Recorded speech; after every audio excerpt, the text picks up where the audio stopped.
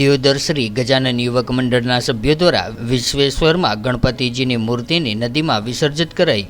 સમગ્ર ગુજરાતમાં ગણેશ ચતુર્થીના દિવસે ઠેર ઠેર ગણેશજીની સ્થાપના કરીને ભવ્યતાથી ભવ્ય ઉજવણી કરવામાં આવી હતી। ત્યારે દિયોદર નગરમાં પણ ગણેશ ચોથના દિવસે શ્રી ગણપતિ બાપાની વાજતે ગાજતે સ્થાપના કરી હતી અને શિવનગર ગણપતિ મંદિરથી વિઘ્નહર્તા ગણપતિ બાપાની ભવ્ય શોભાયાત્રા નીકળી હતી, જેમાં નાના નાના ભૂલકાઓ અલગ અલગ વેશભૂષામાં સજ્જ જોવા મળ્યા હતા, જેમ કે ગણપતિ બાપા, ભગવાન શિવશંકર, હનુમાન દાદા, પાર્વતી માતાજી, ભારત માતા, ફિલ્મી કાર્ટૂન, આમ અલગ અલગ દેવી દેવતાઓના વેશભૂષા ધારણ કરીને શ્રી ગણપતિ બાપાની શોભાયાત્રા યોજવામાં આવી હતી। ત્યારે દિયોદર શ્રી ગજાનન યુવક મંડળ દ્વારા છેલ્લા 26 વર્ષથી ગણપતિ બાપાની સ્થાપના આઝાદ ચોકમાં કરવામાં આવે છે અને આજે 27 વર્ષમાં મંગલ પ્રવેશ કરતા શ્રી ગજાનન યુવક મંડળ દ્વારા શ્રી ગણપતિ બાપાની ભવ્ય રાત્રિ ગરબાનું આયોજન કરવામાં આવ્યું હતું।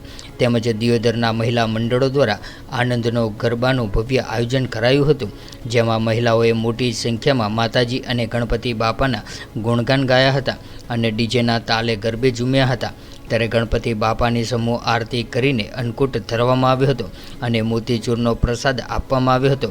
દિયોદર ગજાનન યુવક મંડળના સભ્યો દ્વારા ઇકબાલગઢ નજીક આવેલી બનાસ નદીમાં વિશ્વેશ્વર મહાદેવજીના સાનિધ્યમાં ગણેશજીની મૂર્તિનું વિસર્જન કરવામાં આવ્યું હતું।